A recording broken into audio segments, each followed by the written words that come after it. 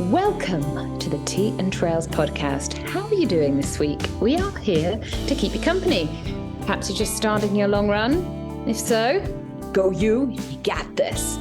Worst steps, the first steps of that long run, isn't it? When you're like, oh my poor butt cheeks. Perhaps you're cooking tea. If so, good luck. I hope somebody likes it. Or perhaps you're doing the dreaded school run. If so, I hear you. Oh my goodness, the school run. We are so grateful to have you here and we hope you enjoy the show.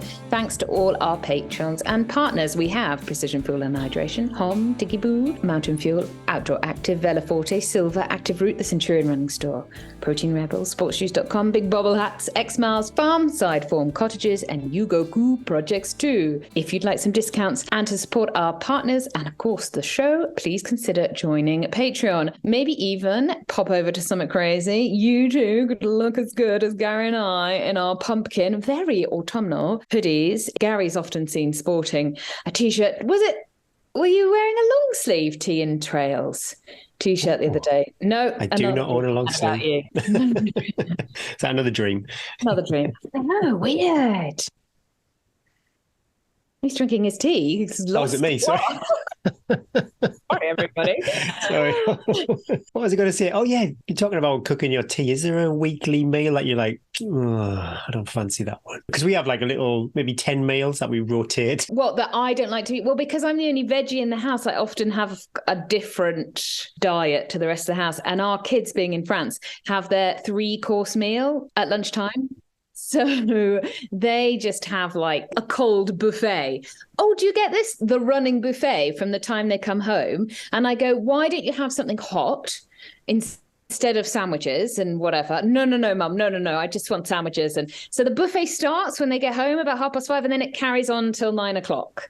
Until I say, the kitchen is closed. No more Rice Krispies, no more Weetabix, no more toast. Put the Nutella knife in the dishwasher, not on my lovely marble counter. Anyway, welcome to episode 42. This week we catch up with record-breaking Jamie Aarons. Jamie holds the record for the fastest Munro round. The coaches share their knowledge, and Eddie and I share our week's deets. And we pop over to Tales from the Trails to see what you've all been up to. Thank you so much to Precision Fuel and Hydration for sponsoring the show this week. Everyone can get a free fuel and hydration plan. You can book a 20-minute chat with a sports scientist. Tell them all about what you plan to race. Right there, Gary? What you plan to race. I'm just joking. He's choking on his own muscles. Went down the wrong way. And tell them to plan what you're going to race, what you're going to fuel, what you're going to drink, and they can give you a little bit of advice on that. Patrons get 15% off, and anyone can get 15% off their first order with the code Tea and Trails 15. I heard, I was listening, it's Kona week. Only for women for the first time ever for the Ironman World Championships, which I love. I still follow a lot of triathlon media, and I was hearing about the PF 300 flow gel, a bit more deets about it. Quite a few of the triathletes use it for long rides because it's the equivalent of 10 gels, basically, obviously.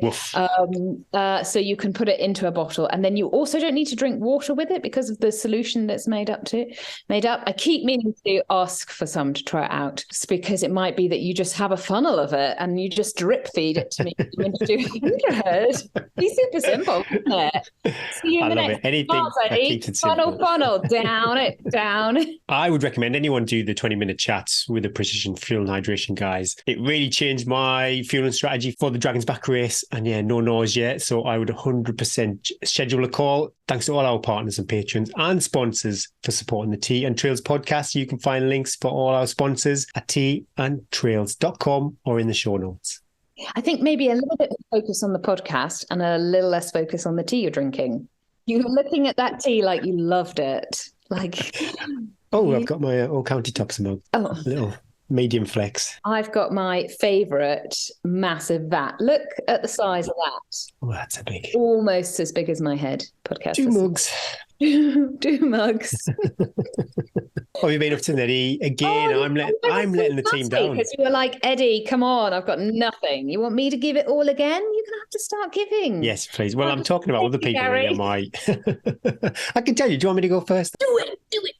Well, I loved all the lakes in the day watching. Well done to my mate Chris says he smashed it. Lots of friends and previous guests towing the line. Some podium finishes too. Fingers crossed. Future guests, if we can get all that sorted. Yeah, well done, everybody. And the intel from race day was mega windy on the tops, pretty mild temperatures, but super wet. I saw Windermere had burst its banks. I think that's probably the best way to describe it. And people were wading through shin deep water, which, Windermere is, I suppose, the latter part of that race, so the less drama, the better, I suppose, when you're absolutely exhausted. But yeah, it looked awesome. You would have been going through that part in the dark then as well, wouldn't they? Oh, I forgot about that, yeah.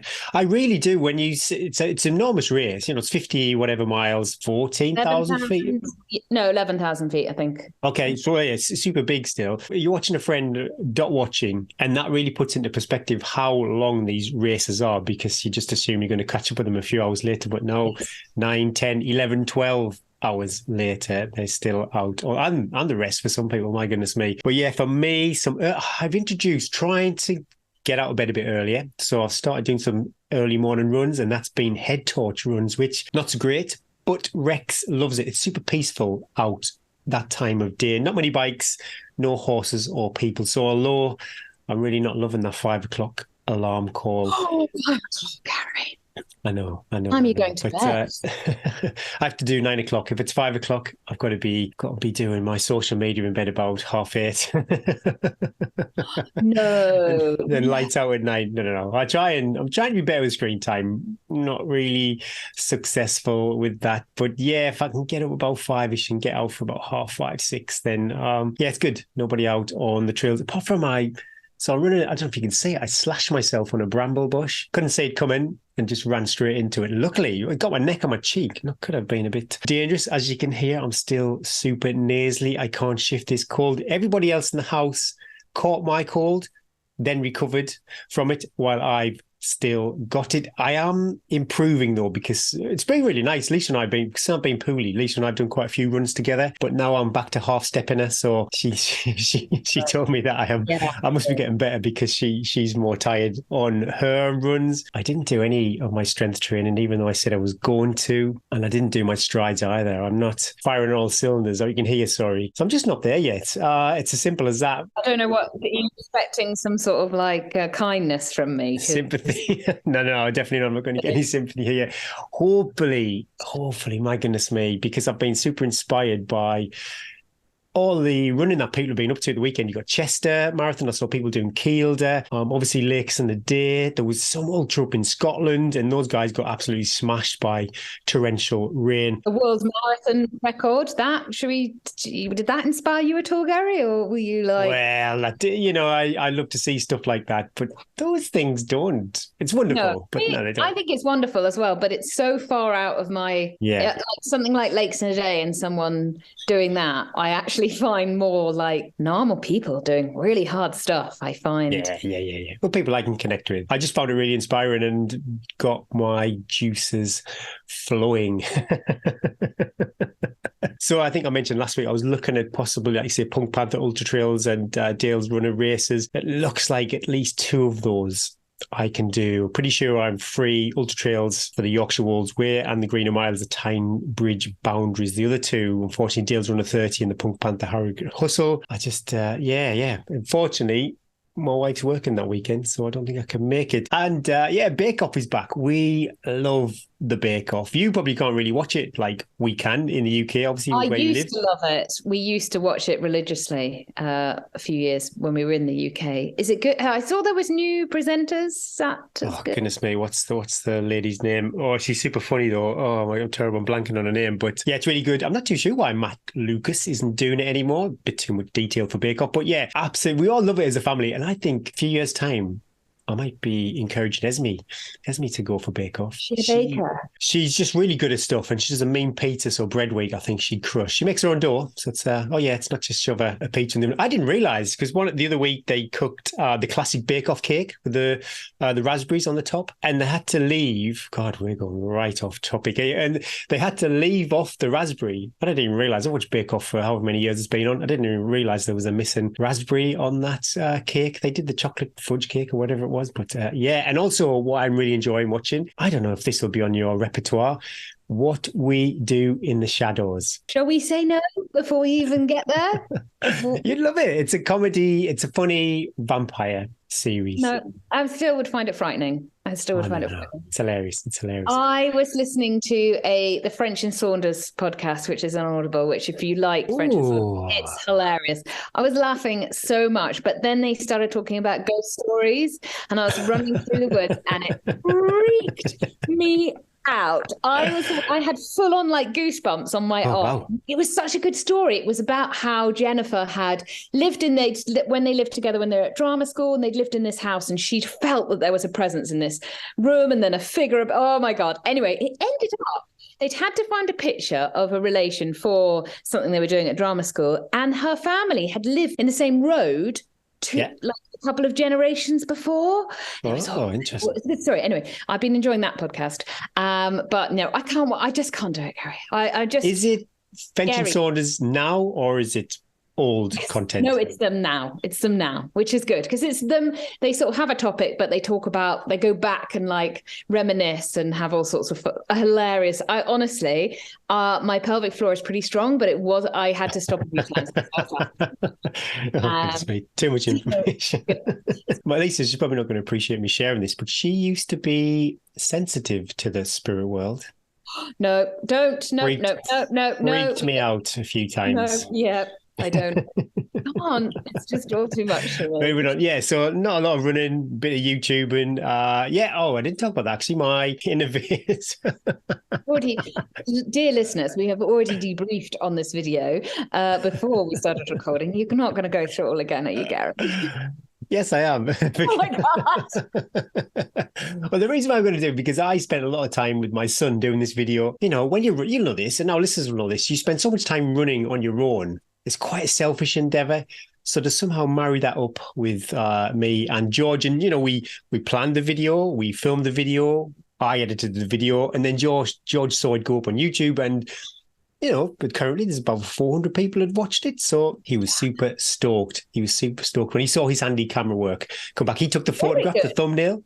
Yeah, it's very good, and he follows you when you're running very well, very steady. No, he didn't fall over, which was that was the concern when you get hyper focused on that. But yeah, we'll pop a link to it in the show notes. And this week I'll be hopefully filming and doing an Innovate waterproof jacket review. So fingers crossed I get that out. It's funny because it's only 4 weeks since Dragon Back Race, so there's no particularly big rush to start running. But my crack isn't very good, so I need to start doing some running to have something to talk about. Somebody who is doing a lot of running though, Edwina. Share your deeds. Yeah. So good week. So last time we talked, I had just come back from doing a mega 20-mile all day run up to see the kids doing their cross country and then back again. And that pretty much was my week then, because I then, we recorded that podcast, Gary, and I sat down. So today I'm standing up. I sat down, and when I stood up, I couldn't walk. My adductor had like crumbled into like this really tight thing. Honestly, I was like having to it was like I had a peg leg and I was having to circle it round. It was so tight. I was like, oh my God, what have I done? This is it. This is over. I'll never walk again. Anyway, and all my core was it felt like my internal organs had been oh, wow. I was like, what have I done? What have I done to myself? And before the podcast, you felt nothing? I felt nothing. So I'd done the run the day before, and I think I'd been running and I'd been fine. Yeah. Anyway, then I sat down for the 800 hours it takes us to do this. I was like, oh no, what have I done? What have I done? Then I suddenly thought I had Lindy on a not very good running belt. So I just have a old lead that I tie around my waist, and then I tie her thing. It's not good, but no, I would never. The only time I ever put her on that normally is if there's marmots and we go up a col and it's a bit dodgy, or there's goats or whatever, and that's normally when we're sort of hiking. So I don't know, but I ran most of that run with her on this belt thing. Some of it she pulls, or some of it I'm pulling her. You know, you run with Rex all the time, so they tend to be at the start, running down a hill, and then I did quite a lot of uphill. So I think it was like the core work of like 3.5 hours of holding this dog. Well, that's what Tom Evans said. When he came on the podcast and I was mentioning about running with Rex, he'd said, look at it like an enormous core workout. And I think you're spot on. Yeah, I really did one on myself. So it took me a few to like, well, I was like, why is that? So like, I've not done anything. So then I got absolutely paranoid that it was sort of like career ending. So I didn't do any more sessions for the rest of the week. I messaged my sports therapist who happened to be going on holiday today. And I was like, no, cancel it. She was like, oh, I've not got any slots. I was like, that's not the answer. I'm afraid you're going to have to find me a slot and fit me in. And I just stretched, but it was really good because I have slacked on I really need to do like daily core stretching, yoga. I need to do daily calf raises. I have to do that. And when I'm super focused, I can. I leave everything like in the kitchen, but it drives me mad. So I do my obstacles everywhere. And then the kids get on like my wobble board and stuff. And again, but I'm like, but unless it's there, I won't do it. So suck it up. I know. If I don't do any kind of mobility work or strength work, give it a few weeks and I'll feel my back just aching. The back, everything. So I was like, this is good. Look at this as like a wake up. Get your butt on that yoga mat and stretch out and stretch that adductor. So as soon as I started moving it, like adductors and hamstrings, they really like moving, like tension. They respond well to a stretch, nice, good stretching. They respond well to load in the right proportion. So as soon as I started doing that, it felt much better. And I went to see my massage therapist. I went to see my massage therapist. She was like, yeah, it's really tight. Your poor massage therapist. I feel so sorry. She loves Eddie. She loves it all.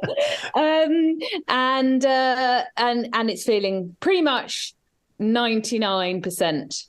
It's gone. But I need to be cautious with doing a really low, doing lots of training. I can't just then attach Lindy to me and run for 18, 19 miles with 1,000 meters and think that, especially like I'm an older lady, I've had 3, there are imbalances that I have to constantly work on. If I want to be able to run all these miles, I have to do the mat work as well. So that's been really good.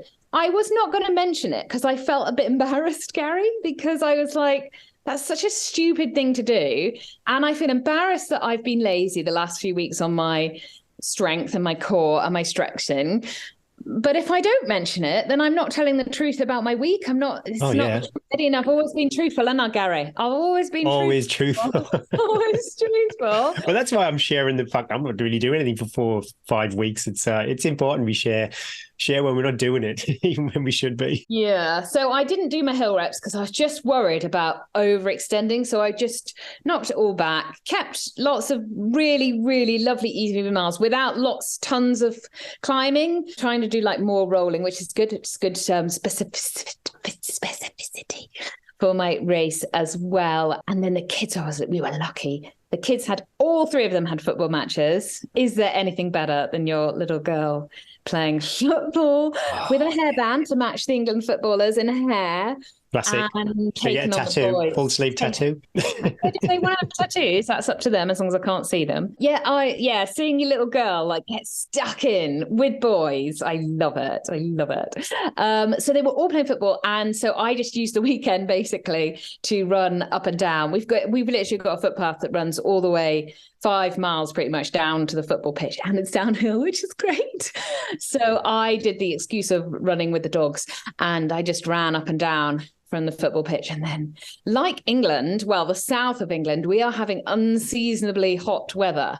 So it's like 28 degrees in October. I saw the Europe map, or the Shapanaka, he shared it, the European map. There was lots of red. It's really hot. I mean, maybe hang off booking your ski holiday right now because it's not looking good for. I'm still running in shorts and t-shirt. Do have to wear gloves before the sun comes over the mountain now, but that's it. That's unprecedented. Oh, it's lovely though. October, we went out last night and it was shorts and t-shirt. It was absolutely dreamy. Very worrying as well. And my last little bit of news. So I don't think I mentioned it last week because we were in the throes, weren't we? When we were recording, Tarka, my older dog, was operation. So we weren't quite ready to talk about it because I wasn't sure the outcome. So I wasn't sure of the emotion involved. But she had developed a lump on her chest. Really quickly, this lump had suddenly grown. So we were really worried about her. And she was lame. And the vet thought that it was all related. And so she had not a big operation, but she had it removed last week. And it all seems fine. The vet thinks it was just an infected gland. Oh, poor dog. Infected gland. There's no glamour in that, is it? The vet rang us while we were recording last week, didn't she? And said, I don't think the dog likes the vet. Could you come and get her, please? And we'd only dropped her like an hour and a bit. It was super quick. Yeah, it was super quick. But she said, because we're only just out, we're literally in a mile from the vet. She was like, come and get her. And then you can just call if there's any problems. But I think she's fine. And she was absolutely fine. And the vet said she can do whatever, she can jump back in now to full training. Wow. A bit like you, Gary. But obviously we didn't. But she wasn't, she's definitely slowed down. So she's always 10 meters behind now. But I tell you what, you see a cat or something across the field, she's still got it. It's just like me. I mean, you'd see me jogging around, you'd think, God, who's that? Fat old bird. But, give me a start line. Still got it. Give her a cup of tea. There's a cup of tea. I'm there. So I'm super happy that she's still got some miles. If anything, from a selfish point of view, I was finding it a lot of work, walking 2 walks a day and running the GSP as well. Goodness me, yeah. Wow, it's given us a little bit of another wake-up call. Not only do I need to hit my strength mat a bit more, but we just need to be a little bit cautious with the older dogs. Probably lots of people feel the same way when your dog has run with you all their lives, and then you have to be the parent of it and go, much as they want to come out for 3 hours, like, she can do an hour, and that's probably... Well, Rex could probably run... I don't run Rex the length of time that I used to. Leave him at home if it's probably a 16-mile run or something. I'll probably do about 7, 8 tops with him now, but because he would just drag. Last night we went out, he was exhausted. You could hear him really straining and it was that comedy dog where his legs were moving, but he's faster than his body. And you just got to manage your dog because they'll literally run themselves into the ground. They will. Absolutely. That's the thing. I remember learning that from that lovely canicross lady that came on the previous podcast. And she said it was a very good thing that your dogs, you'll think, oh, but they want to come, but they will never not come because they want to be with you. Good times. It's like if you said to me, Gary, do you want to go for a run every day? I'd be like, yeah, sure. Yeah, let's do this. Let's do another 20 miler. No self-control. So it was a good week apart from, I think it's not what I wanted, but it's what I needed. So I need to be as strong as possible for that 200 mile. I need this upper body to be strong. I need to make sure the same doesn't happen to my wrists as it did in the spine. So I'm doing more like side planks on the wrists and press ups and stuff to make sure that the wrists and the forearms are super strong as well. And that the upper body is really strong because obviously standing upright for all that time. So you want a really strong back muscles and everything. So I'm on it, Gary. I'm on it. When you see me at that youth hostel on December the 13th, you're going to go, oh my God, she's hench. She can't run, but she's got some good muscle. This week's Brew with the Coaches question comes from Patreon, Susanna Vicario.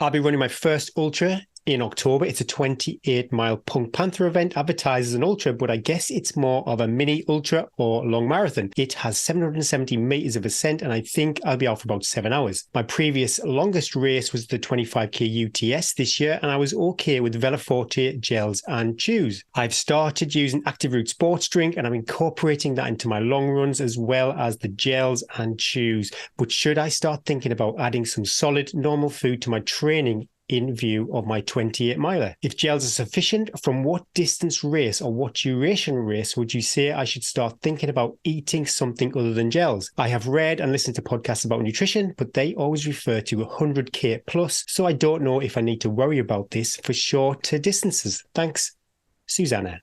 Firstly, good luck. Good luck from the team. Love that you're doing your first ultra. It is an ultra. It's not just a long marathon. It also has 770 meters. So I think you said, I like this, you're planning, you're going to be out for 7 hours.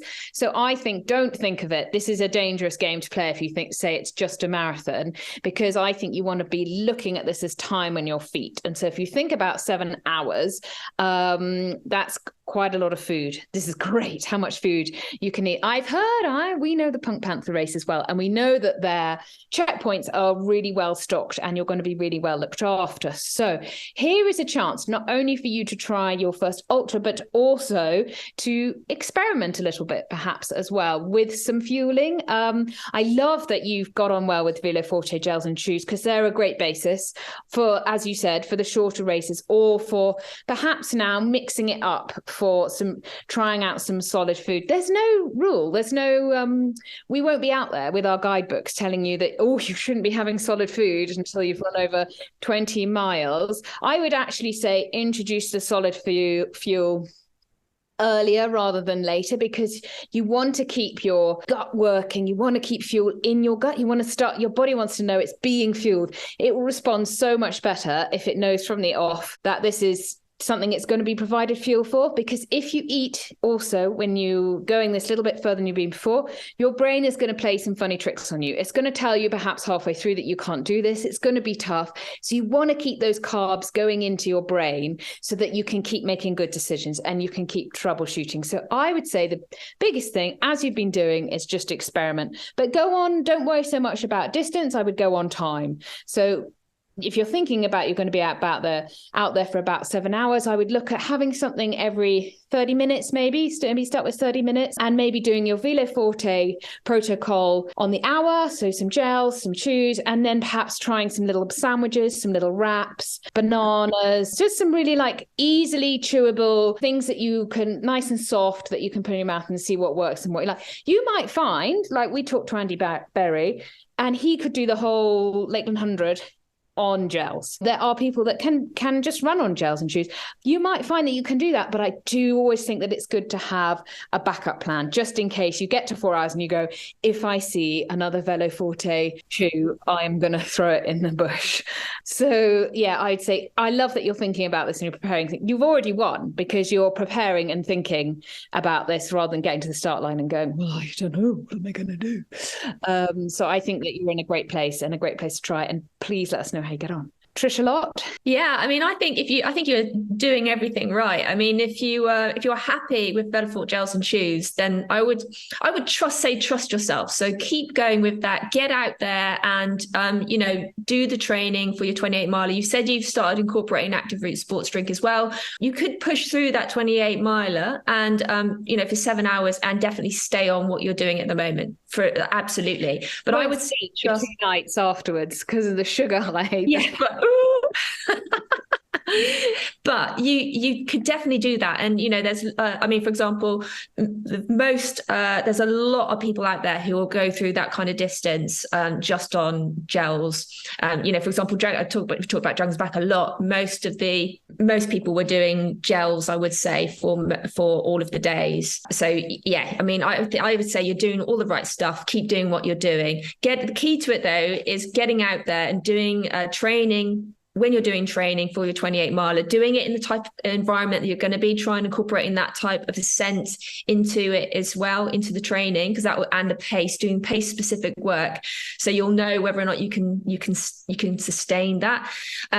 For me, I tend to listen to my body a lot. So if I feel hungry, like I sometimes get this feeling where I want proper food. So it is worth having something. And again, you're probably not going to be doing the whole 28 miler in your training, but when you're going out and you're doing race specific training with your fuel, if you start getting that pang in your tummy, like you want some solid food, that's the time to then start introducing some solid food. And then you're going to trust yourself. You're going to recognize when your body's wanting that, because at the end of the day, your body's going to tell you what it wants. You just need to tune into listening to it. But it sounds like you're doing a fantastic job with Belfort gels and chews, and you can definitely do that distance with what you're doing at the moment. But trust yourself. Like Eddie said, have something in backup. So if you do need it, you've got it if you do. But you're doing a great job. Fantastic. 10 out of 10. You've got a lot of climbing in there as well. So you are going to be doing a lot of hiking, and hiking is a great time as well to practice taking on fueling. Again, like Trish said, do this in training. So practice as you're going uphill, stuffing food in your face, work out the breathing to eating ratio, which is always tricky, isn't it?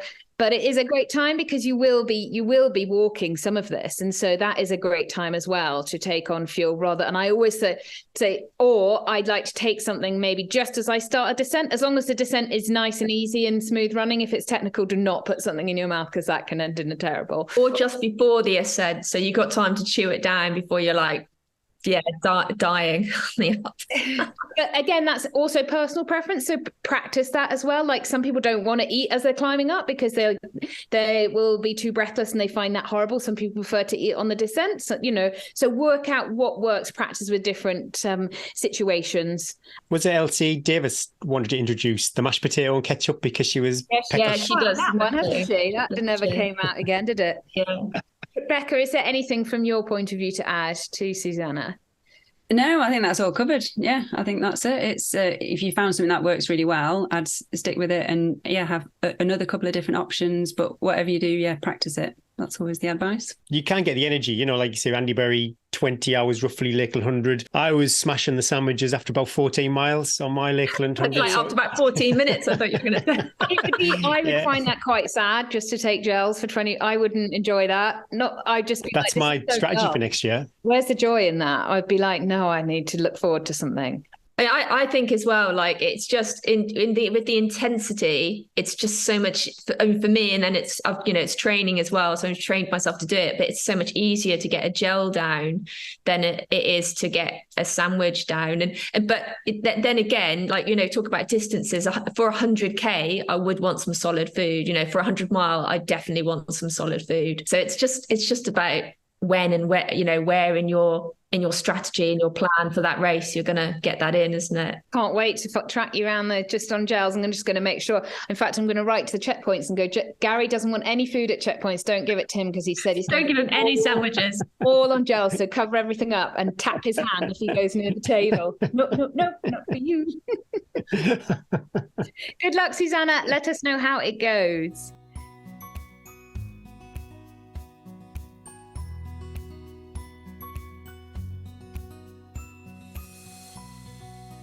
Thank you, as ever, to our coaches, Rebecca and Trish. We missed Russell. He was stuck on a train, sadly, but he'll be back, I'm sure. Don't worry.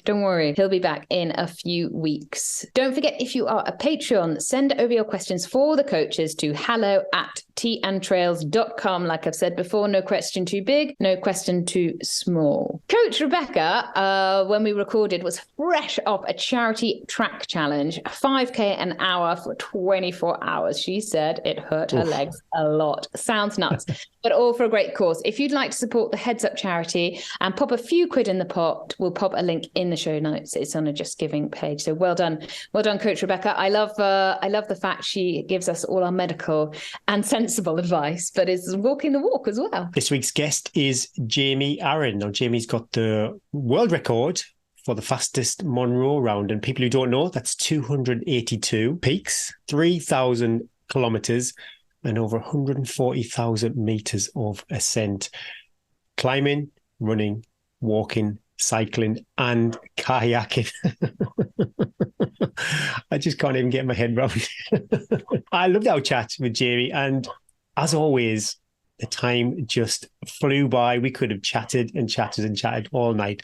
Loads of information to share. I hope you enjoy our conversation with Jamie Aaron.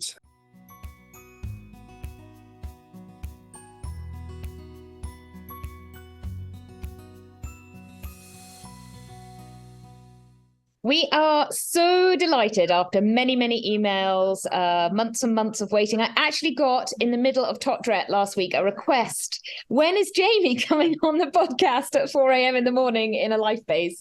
You are super requested to come on the podcast. So we're delighted to welcome Jamie Aaron to the show. Now, I'm going to give you some stats to start this off. If you're on your 5K run, prepare to feel very bad about yourself. Jamie covered a momentous 2,576.52 kilometres, including 135,366 meters of ascent, 1,350k on foot, 850k by road bike, 370k by mountain bike, 49k on a gravel bike.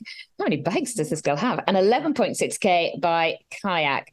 It took a total of 31 days, 10 hours and 27 minutes, beating the previous world record set by Donnie Campbell in 2020, which was 31 days and 23 hours. Jamie climbed the equivalent of Mount Everest 16 times. And as Gary's just said, and he's been heavy flexing around Wingate this week, Dragon's Back is the equivalent of 2 times of Mount Everest, just putting that into context.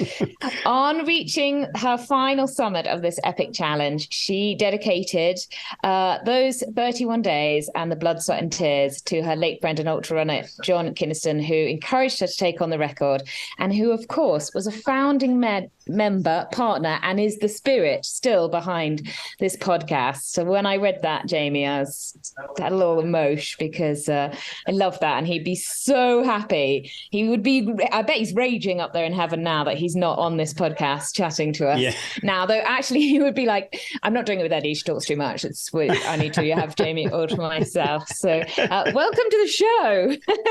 Thank you, Eddie. I'm really genuinely delighted to be here. And yeah, what a lovely tribute to John. I wasn't expecting that, so that's really nice. Sorry, made me a bit emotional myself. Yeah, me too. Always have to take a breath, take a pause.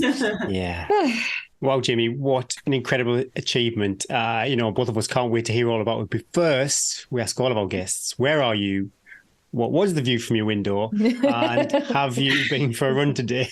I am at home. My home is in the tiny hamlet of Carbeth, not a million miles from Loch Lomond. I was working today. It's a weekday, and following finishing the Munro rounds, I actually went back to work really, really quickly. Annual leave days were few and far between by the time I finished. So yeah, not much time for play since I finished. But so the view out my window had been my kind of backyard.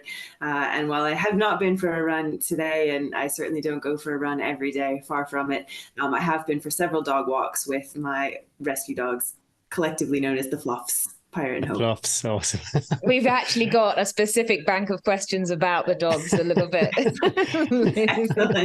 They'll be delighted. And what are your local trails like? I'm always super curious. You're straight out of the door to lovely trails, or a bit residential, or you straight in the mountains? We are really close to the crossroads of the West Highland Way and the John Muir Way. We live actually right on the John Muir Way, not a million miles from Glasgow. We're about 25-minute drive north of Glasgow, but feel incredibly remote. I get a sense of rurality. We are very rural. There's some decent hills by us. The closest mountain, I suppose, would be Ben Lomond, the southernmost Munro. That's about a 45-minute drive from our house, but also right on the West Highland Way, and quite a nice bike ride from the house as well. So that's the closest proper mountain, I would say, in terms of Munros, but tons around us. The Campsies, the Kilpatricks. Yeah, you're in such a good position. You can go anywhere. No, we're really fortunate. Well, before we talk about the Munro World Record, could you tell us a little bit about yourself and your journey to find yourself to be able to achieve such a momentous feat of endurance? I'm sure your listeners and yourselves can tell from the accent, not originally from around these parts. So I am originally from Northern California, grew up there as a competitive swimmer, actually. And I think as a swimmer, I don't know if this is the experience of all swimmers, but I think I just innately hated running with quite a passion, actually. I can still distinctly remember the odd occasion that we had to do a mile run or something as part of swim training, and I just disdained it. And really, as I got older, running was something I did for kind of physical and mental health, but wasn't necessarily something that I don't think running comes naturally to me, and I still feel that way quite strongly. But I came, I suppose, kind of through a windy, circuitous route whereby I got really into mountaineering. lots of hill walking. My partner Andy is a climber, an ice climber, just really keen outdoor enthusiast. So I think just our activities and adventures together in the mountains really instilled in me just a love of being outside, being self-sufficient, just that being at one with nature and really pushing my boundaries, but never in a running context. And that was really until we moved to Scotland, and a few years after moving here, kind of was introduced to trail running, and indeed on the West Highland Way by the very one and only John Kinniston himself. So it was through, I suppose, the West Highland Way race community initially in around kind of 2009, meeting many of those folks, that I suddenly just realized that running wasn't always a chore. It didn't have to always feel like hard work. And I think there was something there for me about, I guess, the social side of it, and the fact that actually, this was this community who were incredibly welcoming, encouraging, and we just kind of went along and had a chat, and we were in nature, and it just became this, it became my community and my friendship group, and kind of snowballed from there. And then in terms of, Gary, your question of how that then again kind of led to the Munros, I mean, I wasn't exactly doing a couch to Munro round, so it was. Imagine if there was that epic app that's like this. You need to subscribe for 10 years. Classic. I guess it was couch to Munro round in a decade. That's it. The decade-long training plan. I think there's something there about, learning over that decade, which it was, I guess, from when I started trail running to doing the Munro round, that I discovered probably from those years of swimming growing up that I am not fast, but I have endurance and I have a heck of a lot of resilience, I've learned. And I think some of that is just in me from, I don't know that that's something that's necessarily taught, but I think it is something that over time you can grow and become more confident in one's ability to sustain and to just keep putting one foot in front of the other. And I think some of the mountaineering experiences that Andy and I have had, you didn't have a choice but to keep going, or the consequences were quite significant. When you apply that to a trail run, it all feels a bit more like a walk in the park, when you think, actually, I've chosen to be here. I don't have to be here. And, just keep at it, be determined to finish whatever it is I started. In a race, I always think about that. Yeah, I entered this. I paid money. This is supposed to be fun. I did make the choice to be here. I was curious. You started as a swimmer, and obviously there's been lots of cycling involved in the challenge and running. Do you kind of consider yourself as a runner, swimmer, cyclist, or a multi-sport athlete? I think probably multi-sport adventurer. She ups that, Gary. She was like, I'm more than an athlete. Well, no, I'm not sure it's more than. I think it's just different. I think to me, athlete still is a term that I associate with people with pace, and I don't consider myself amongst that group. I think I'm really stubborn. I'm a multi-sport stubborn adventure lover. Maybe that's what I am. I love it. I throw athlete around all the time. Yeah. I'm an athlete. Your actual world record attempt was the third time you'd actually completed the Munro round, though the first time you'd done it all without cup of tea on your sofa. What is it that makes the Munros so special for you? Because not coming from sort of Scottish heritage, was it just the nature or being out in the wilds? What was the attraction towards this crazy record? I suppose the Munros, so the first round that I completed was in 2013, and that was with Andy. And we did that round in a year without, I think we each took 1 or 2 days of annual leave throughout that whole year to complete that round. So it was probably at least as relentless as this most recent round felt in terms of intensity of weekends and driving a lot to get that. A lot, gosh, yeah. A lot, yeah. It was probably not the best year for our carbon footprint, although we didn't really fly much because we were very intensively doing Munros. But that year, so 2013, it was a very spontaneous challenge that we set for ourselves in a bothy on Knoydart at Hogmanay, where Andy kind of threw out this idea of, I wonder if you could do it in a year. I didn't know how many Munros there were. I kind of had a vague idea of what they were. I knew that we'd probably done some, but it's not something I had ever kind of kept track of or anything like that. We lived in the country for just over 7 years at that point. 6 years. Once we started that kind of challenge together, and we were raising money for Lomond Mountain Rescue Team for that round, there was something that really helped me feel very connected to the country. So as you say, my kind of adopted homeland, and, doing this activity that is uniquely Scottish. You don't find Munros in any other country. They are, so special and specific to Scotland. There was something that definitely helped me feel connected to here and doing this outdoor adventure, also with my partner, and pushing ourselves quite hard. Yeah. So that, I think, was an incredibly transformative challenge and transformative year for helping me feel connected, giving me a list. I love a list. I am a lover of lists. And while I'm not necessarily a lover of doing things just for the sake of ticking boxes, I'm also someone who really struggles with being overwhelmed with choice. So when it comes to a weekend, and as you said, Gary, I'm spoiled for choice of, the trails on my doorstep and the places to cycle and the places to paddle.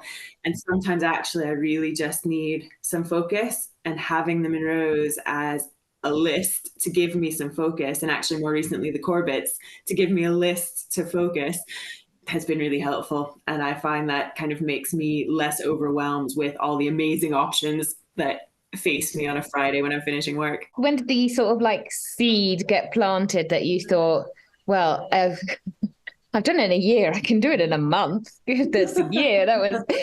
When did you sort of hear about Donnie's attempt, or where did that idea come from? Yeah, that's exactly right. So I was aware of Donnie's round when he was doing it. We have some mutual friends, and I was conscious, and occasionally would look at his tracker. But I think still, like many challenges I've undertaken before, I kind of had heard about it sort of on the periphery, but never really considered it for myself because it just seemed too out there, too wild, too ambitious. So kind of vaguely familiar with him doing it. And then it wasn't until I heard him being interviewed by John, probably a couple months, maybe a month after he had completed his record. And it just planted that seed. And one of the things that Donnie said, and I've said this in numerous interviews already, that Donnie made reference, he was asked about, I think, his recovery and what he did to recover each day as he was going. And he made reference to really prioritizing his recovery time each night, eating well, obviously, but also I think he said he averaged about 8 hours of sleep a night. And I remember hearing that at the time and thinking, gosh, I can't remember the last time I got 8 hours of sleep in a night. that sounds desirable. And also, it sounds amazing.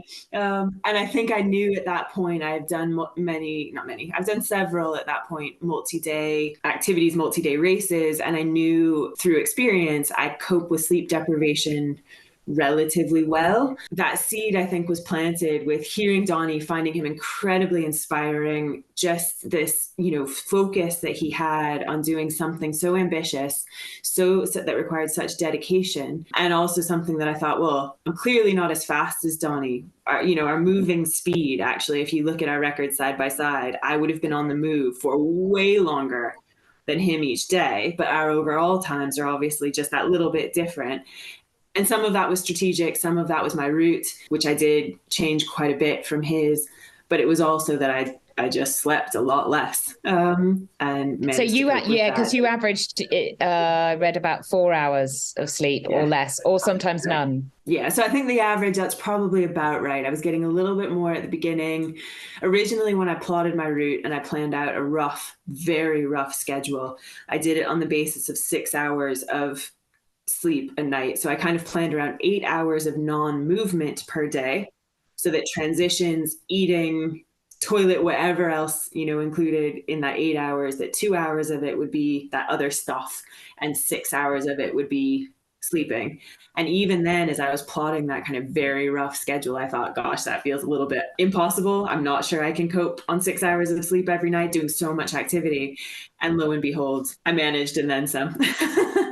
Why did you change the route to Donnie's? What was your did you see some faster lines, or was it from your own experience? You thought, oh no, those are better together? Yeah, so our overall kind of, if you look at the really big picture, it was quite similar. They're similar, but the detail that I changed was coming back to that sort of sleep strategy essentially, and where Donnie prioritized and made sure that his routes crossed a road at the right times for him to be able to sleep in the camper van that Rachel, his wife, was lovingly driving all over the country. She's the hero of that challenge, isn't she? Definitely. And to be fair, Andy, my friend Jenny, and loads of other people are the heroes of mine, 100%. So his route was very much, to my mind, you know, it was efficient lines, it was point to points as often as possible, but it was making sure, I think, that he was getting his sleep and his recovery time in his camper van.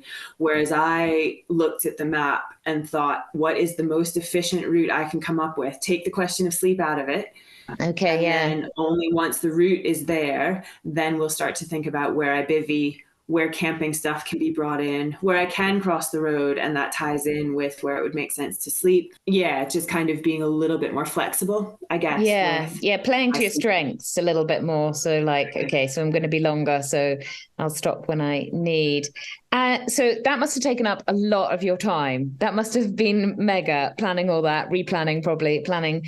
What sort of physical training did you do? How much time did you actually give yourself leading into this challenge to focus, physically train, ready for this? I suppose the kind of what we were joking about earlier, you know, one could say that all the things I've done leading up to I totally get that. were a build up to that. And I think that for everything, I think we all retain to some extent the training that we've done in the past. And, you know, you've got that, you know, whether it's a reserve or muscle memory or, you stared at a black line in a swimming pool for years and years. You are really good at endurance.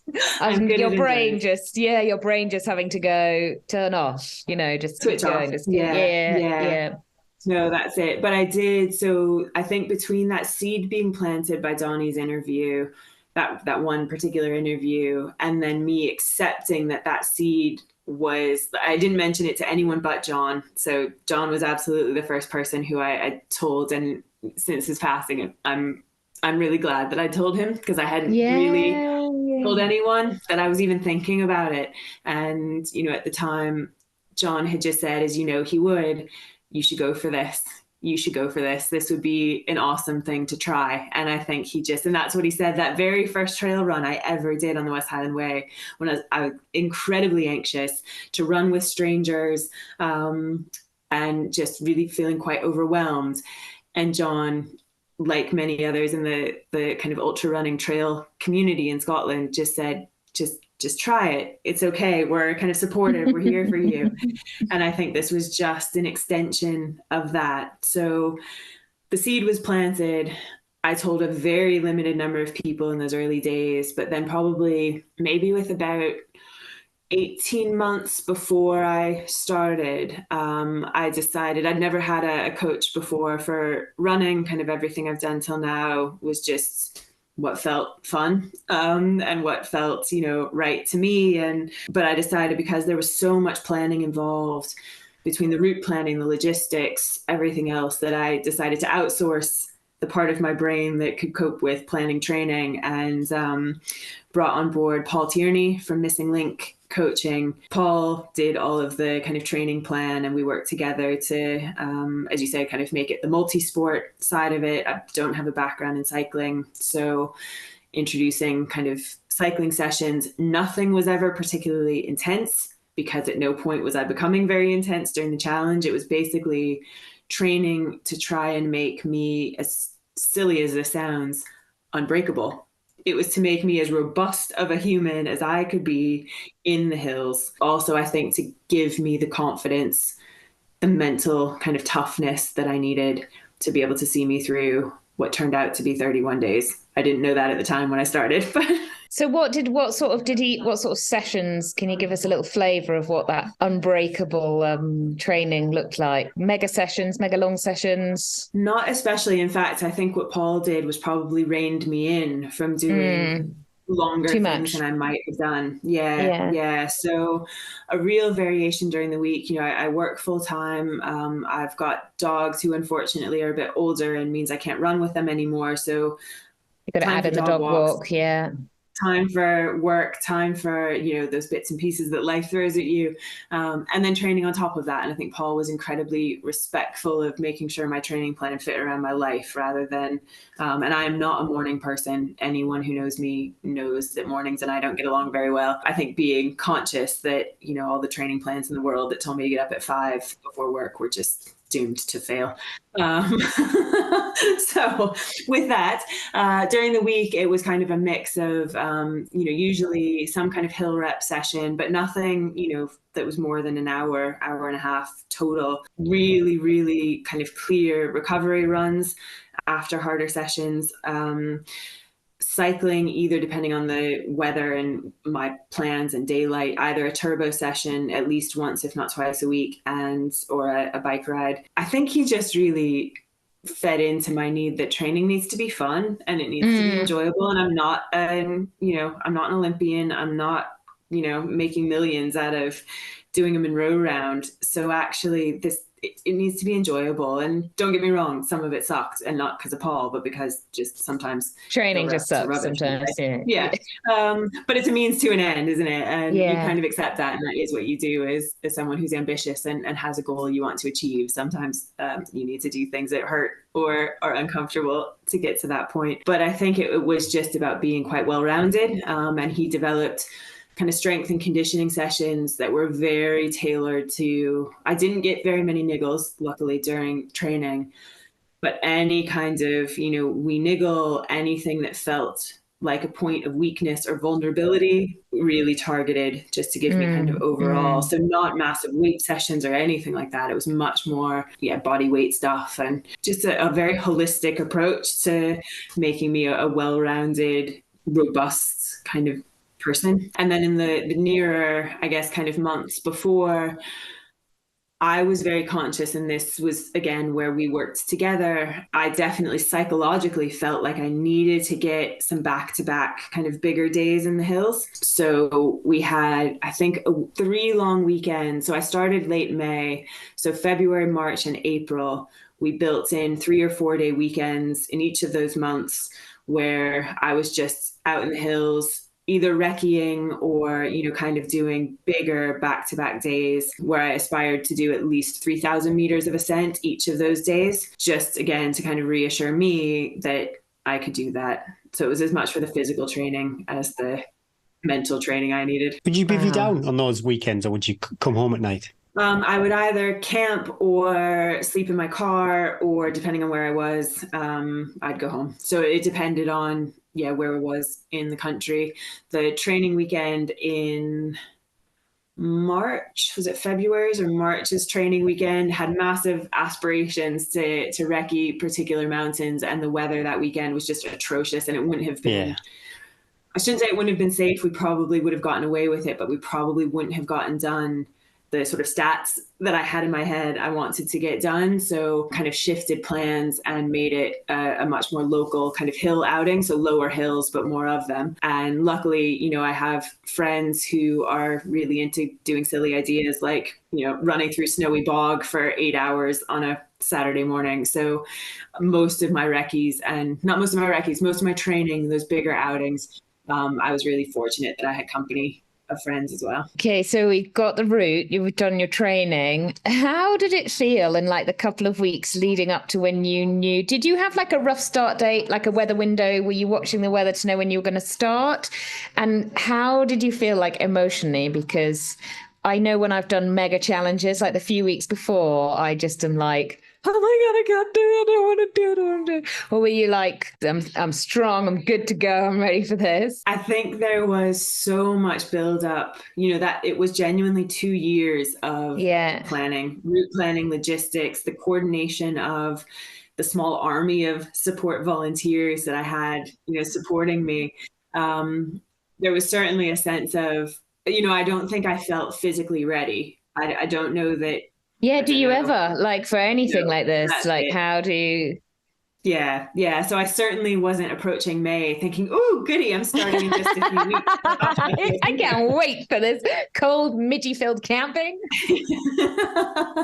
Because I certainly didn't feel, and I don't think I was at my fittest necessarily. A fitness, and I think sometimes I get fitness and speed, kind of, I don't know what the right word is, but that they are one and the same, and I don't think that's true. But actually, No, I can't do both.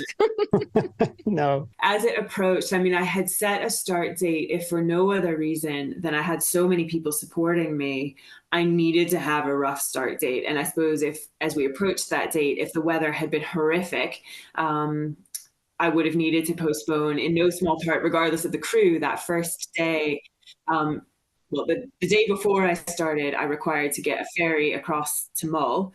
And my first day required kayaking across from Mull to the mainland. So if the weather hadn't been conducive to kayaking, I would have had to postpone. But we were really fortunate that it was an incredible forecast. And I think there was definitely an element of, right, we just need to start this thing now, and I can procrastinate and put it off, and there's always going to be something else to plan and something else I forgot to buy and someone else I forgot to tell, but actually you just need to draw a line in the sand and just start.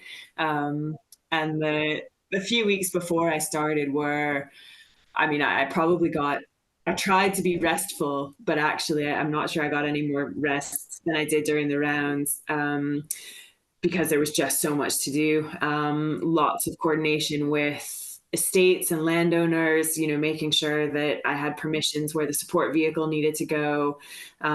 We were very lucky to be donated a camper van. Well, it wasn't a camper van, super cool. Yeah, that looks amazing. Super cool. So ACL Hire donated that van for our use. They had it, all the stickers and stuff that they did, they surprised us with that, which was just amazing. Oh, that must have been a bit overwhelming. I'd have been like, oh my God, this is real. This is real. That was actually, you're right, Eddie. It was such a penny dropping moment of like arriving to this van hire place, expecting, a Ford Fiesta, like you always do when you go to the hand, and they're like, we've upgraded you.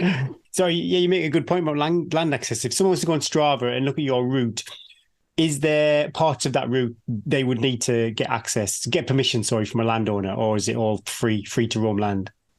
So first of all, you won't find me on Strava, so they would struggle. Okay. But so right to roam access legislation in Scotland is incredibly unique, and it's one of the reasons that Andy and I are still here, I think, is that under your own steam, with responsible access, you are allowed anywhere. So the liaison with the estates and farms and things was actually not for me personally per se, but actually for the support vehicle, for Andy to drive the van, or for support crew to help, basically for those points where we came off a hill together and I was cycling off, 12K down a Land Rover track. It was to save sometimes crew having to walk that 12K out if a car could come and collect them, or for Andy to drop bikes, pick up bikes. So vehicle access isn't covered by the right to roam rules, but if you're under your own steam with responsible access, you're allowed anywhere. So yeah, the estates and things were, and also SSE were incredibly generous and let us use some of their private roads, again, for Andy and crew to access kind of their power station roads and things, which was an absolute huge help. Logistics, my head is spinning, the running, the cycling, the kayaking. What was a typical day like? They're probably very varied, but yeah, if you could kind of give us a summary of what a typical day was like. Yeah, I mean, the logistics were framed by one of the most beautiful spreadsheets I think I've ever seen, if I do say so myself. I do joke that any sponsorship, we should have been sponsored by Excel. The spreadsheet is a thing of beauty. So a typical day would probably be me being, I shouldn't say dragged out of bed, that's not fair, but an alarm that I could have done without, in terms of how painful it was to hear that my sleep time was already over. The van, we were really lucky. Andy and our friend Derek built a platform in the van for a proper king size bed, and we had a brand new king size mattress that a friend gave to us. So goodness. When I was in the van, the sleep was proper luxurious. And also, obviously, because it wasn't a camper van, it wasn't a conversion. When the doors of the van were closed, it was pitch black. So when my alarm would go off, even if it was bright sunshine, middle of the day outside, I really struggled to wake up because my hormones and, those things that help you wake up and feel like one with the world were not kicking in. Wow. So Andy would lovingly drag himself out of bed when he didn't necessarily need to get up, just to open the van door to let some light in, because it was having light that helped me get up. So get up. If I hadn't slept in my clothes, I would put on my running clothes or cycling gear, whatever it was I was starting with at that point. Probably Is it wrong? drink I think something. this sounds amazing. When she said I was like, oh, this is my dream. I love this already. There's lots of stats that my friends bandy around that are quite funny. So I only wore, sorry, this is hopefully not crossing lines. No, we love it more. I love any sort of no pants change. I'm down for all of that. I changed my pants a couple of times because it was otherwise going to be because of hygiene. Otherwise, that's grubby. Yeah, I get that. One sports bra the whole time, 31 days in the same sports bra that I love. Gary, you might not be able to appreciate that, but half your listeners, hopefully, that must need to be retired now. Dear sweet sports bra. It's surprisingly good. Amazing. Yeah. Well, let's give a shout out. What brand? Yeah, give a plug to the sports bra. It was a Lululemon sports bra that I have had. So it's been my favorite sports bra since I started running, probably. And so much so that I only ever use it for races. I've never trained. I've never done a single training run in it. Only ever been used for multi-day races. And I had gone to Lululemon again about 6-7 years ago to try and maybe have more than one, because that would be nice. Just why? But yeah, I get it. Just in case. But they discontinued it. So this is my one. Oh my God, I'm nervous about this bra, but yeah. Okay. I did buy. I've got some spares now. They're still not Decathlon has some good ones now that aren't going to break the bank, that are quite comfortable for all your female listeners or men who want to wear sports bras. So typical day, yes, after either putting clothes on or just having woken up in what I was going to run in. Usually something relatively high caffeine. I have a childlike sensitivity to caffeine, which is, again, kind of goes hand in hand with probably my ability to manage sleep deprivation. That's so good. That's amazing. Yeah, that it perks you. Yeah. And it really does. So I don't drink caffeine. I don't have caffeine in my normal day-to-day life. I don't drink coffee. This is the Tea and Trails podcast, and I think you're the first person. You're the first runner I've ever met. So after we went for a run together, and what would you have? A cup of squash, hot chocolate. Hot chocolate, girl. Okay, I could do that. We could do a hot beverage. It's when I've got a few friends that just have hot squash. I'm like, my gosh, are you 5? Come on, let's go. No, and they make decaf of everything. So in the mornings or whatever time of day it is, and me waking up was definitely not, strictly speaking, always a morning. It varied quite a lot. So get up, and I do struggle to eat when I first wake up sometimes. So I was drinking kind of meal replacement shakes, a brand called Nourishment. It's basically like Ensure or Complan or what you would have if you were in the hospital or something. Not expensive in the slightest, but quite high calorie, high protein, lots of vitamins. So I was having one of those quite a few mornings when I'd wake up. Andy will in a typical day would have gotten my bag ready, or we'd have gotten my bag ready depending on what the activity was, depending on the rough estimate of how long a segment was that I was going to do, until I would get a resupply from either him or support crew. I would then probably meet whoever was joining me at the van side. Sometimes that was friends I've known for years. Sometimes it was people I was literally only meeting as we set off. Those folks and people have been asking folks to send me their own memories and their own recollections of our time together, as well as their time that I wasn't privy to. So, tons happened behind the scenes to get me through the Munro round. So for people to share their insights and things, and some things have been really funny to hear where, folks have met me for the first time and their first impression is, how is this groggy, seemingly delirious person?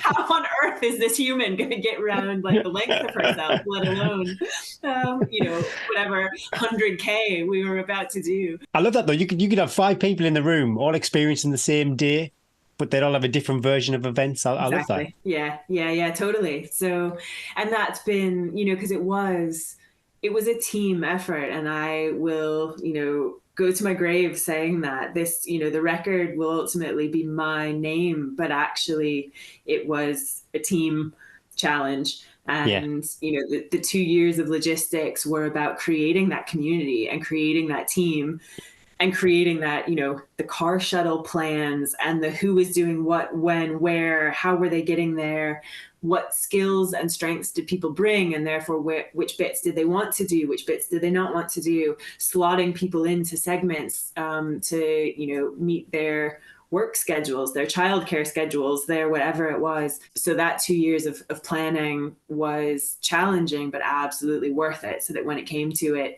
we had this team that still are a very cohesive group. We won't let the WhatsApp group die. So there's a WhatsApp group. Oh, fantastic. Still has about 80 of us in it. And it's been remote. Oh it's so awesome. Wow. Because people in the group, like-minded folk who have gone on to do UTMB, who have gone on to do Tour de Géant, who have gone on to run park runs, who have gone on to do whatever. Yeah. And we're just kind of supporting each other. So it's not, I maybe started it with this silly idea of doing a self-propelled Munro round, but actually we've now just got this amazing group and extended to, their children and their family and their friends who have been made aware of this kind of ripple effect, I guess, of what we started, which is really cool. I love it. But that would be some serious notifications on a WhatsApp group. My phone would be the WhatsApp group with 80 people. That'd be pinging all the time. I'd have to mute it. Eddie and I both, and the podcast, we're all massive fans of dogs. Tell us about Pirate and Hope, or I think they're known as the Fluffs. Is that correct? They're known as the Fluffs. So Pirate and Hope are rescue dogs from Spain. They were found at birth as strays and lived in a shelter for nearly 5 years before I saw them on social media. And as soon as I saw, it was Pirate's photo that I saw first, and we'll make sure some of their photos make it into the show notes so that everyone can see that he is an irresistible face. And I don't know how they were in a shelter so long without being adopted. But lucky for us, we got them in 2016 when they were just shy of 5 years old. They'd been in a shelter for, like I said, nearly 5 years. So very limited exposure to just about everything. So when we first got them, Pirate wouldn't get his paws wet, which makes for a really difficult life in Scotland. Yeah, wow. So we had some time of being, and this was, they haven't been kind of on leashes in years. But, initially when we got them, when we were training them and making sure they were safe and their recall was good and they were on leashes, you'd be dragged up a hill to get around a puddle on a path, or, because heaven forbid he get his paws wet, and they were scared of everything. So, stepping on a dried leaf that crackled, they'd hit the ceiling. Oh my goodness. And then just over time and exposure and, routine, they just became quite quickly just the best companions on the hill. Absolute best companions. I love my friends. I love my partner. They're awesome hill companions, but Pirate and Hope. Yeah, so we get that. And they've done all the Munros as well? They have done all the Munros, less the Coolin. So when I did my second round there first, I was basically chaperoning them on their round. But they're bigger dogs, and taking them onto the Coolin with the Gabbro and how rough it is on their pads. And I knew that me taking them on the Coolin would have been for me and not for them. And so we did all of their rounds. And then my friend Jenny and I went and did the Coolin to finish off then on Blaven, actually. So yes, they've done nearly a whole round. Do they speak Scottish like Spanish with a Scottish accent now? Yeah, actually, we do. We have a home full of, I'd like to say, a home full of love and guests. And we do sometimes get guests who speak Spanish. And I do think that Pirate, especially, every so often, I think he recognizes a bit of Spanish. And actually, I was walking with them not long ago. Where were we? We were in the border somewhere, and it was in a kind of relatively touristy village, and someone was walking by us speaking Spanish, and I kind of paused, just having kind of twigged that they were speaking Spanish, and Pirate kind of paused with me and looked back at them. So I'm sure he understood. So clever, so clever. How do we change? Love it. Why bicycle relief? So as I said, I am a lover of sleep, and despite the fact that I only slept for about an average of 4 hours a night or a day during the rounds, I genuinely usually sleep quite well. Choosing a charity to raise money for the Munro round, I genuinely lost sleep over that decision. Yeah. And that doesn't come easily to me. Did you always want to do it for charity? Was it like, yes, 100%. Yeah. 100%.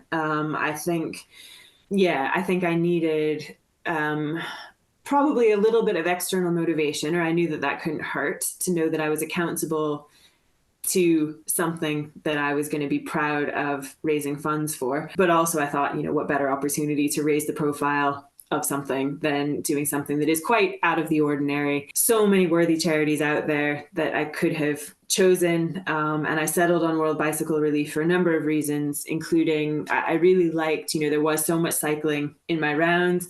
I really liked the kind of alignment between using bicycles to, as World Bicycle Relief does, to empower and enable people to access education, to access healthcare, to access employment. So while I was using a bike to complete this challenge, I quite liked the sort of mirror of using bicycles to empower people for those reasons. Yeah, I really liked, so I'd been in touch with a number of charities initially before I settled on them.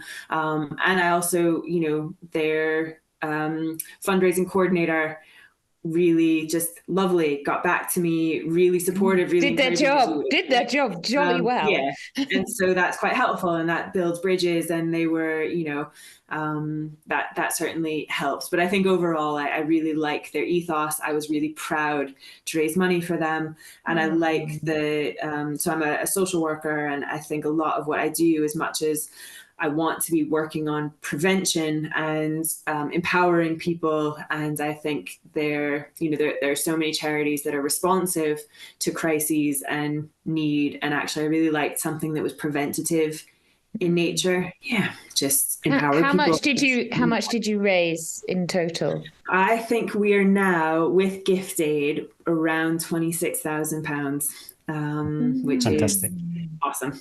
The Just Giving page is still open, accepting donations. So if okay, I will include that in what I send to you as well. Absolutely. Yeah, 100%. Yeah. It was the next question. Can people still donate? And you can. I think it's super important, to enable people. I live in England. We see the infrastructure. It's relatively easy to get around and do things, and like you say, access work and healthcare. And it's not like that everywhere. So yeah, charity like this is super, super important. Yeah, absolutely. And I do have aspirations to kind of do more travel in the coming years. And there was also something potentially desirable about, maybe I could actually see some of these bikes, not necessarily the ones that we created. Yeah, but, amazing. To see World Bicycle Relief in action on the ground in the countries in which they're working. I think that has a possibility. So that was also quite appealing to think about. Watch this space. Excellent. I read somewhere that you went through 6 sticks of Trenchfoot cream, and we are personal friends with Mr. Trenchfoot himself. Is this true? Tell us a little bit about how did the body hold up for those 31 days? Was it a case of slow deterioration, or did it fast go downhill and then you just maintained a sort of low level of tramp-like thing? So yes, the use of the Trenchfoot cream is true, and I do think it was a a useful product for sure. When I started the rounds in late May of 2023, it was some of the driest, hottest weather Scotland has seen on record for that time of year. So I was fortunate that the bogs were less boggy than they typically would be. So I was using the cream every day, and I'm sure that it helped. But also the conditions underfoot were a little bit drier in the first 2 weeks anyway than they would have been otherwise. In the first couple of weeks of doing the rounds, I was very conscious about reining it in. I was very risk averse. I was not running down hills the way that I might have had I only been out for a day or even only out for a week. I was really conservative in the effort that I was putting in, and the downhills especially. I was really conservative in how I was handling them, with the anticipation that maybe in my last week or in the last, however many K, that at that point I would sort of let it go. And anything I had left, I was going to leave it all out there and blah, blah, blah. And actually, when it came to it, in my last week, I had an incredibly painful foot that no amount of trench foot cream, unfortunately, I think could have prevented or healed.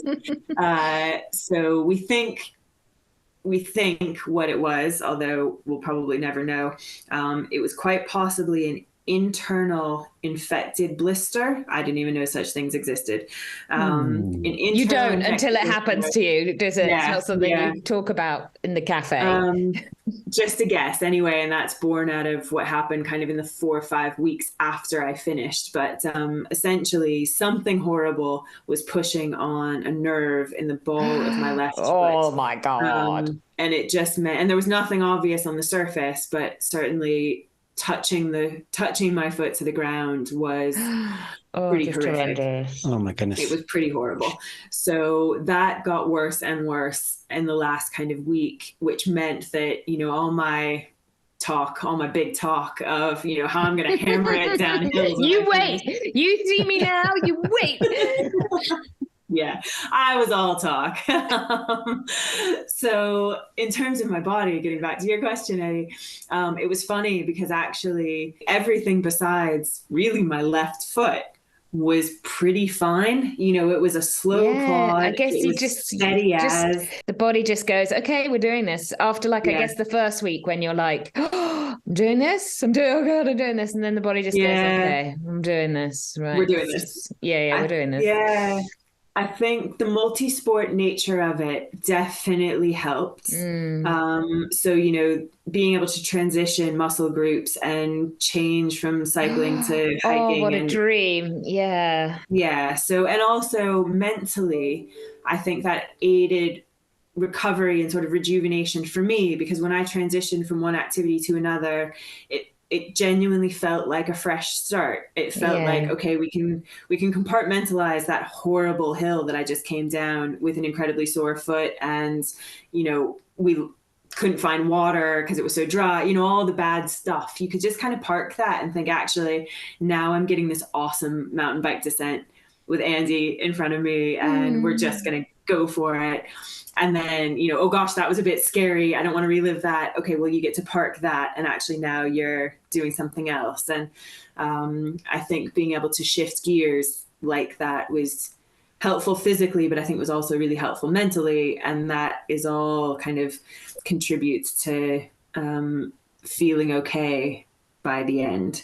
So when I finished, don't get me wrong, I was incredibly sleepy. Yeah, that first week after I finished, I probably seemed almost narcoleptic. I could fall asleep at the drop of a hat, probably standing up if you'd given me an opportunity. So I slept quite a lot, but physically I genuinely felt all right. And it's probably because I really didn't put tons of pressure on my body. I just kept going. We get lots of questions on the podcast about the phase after big events, the sort of recovery phase. This is almost grieving phase when you've done something, immersed yourself in something so mega, and then you have to come back to real life. How was it the sort of couple of months after the challenge, almost more mentally than physically?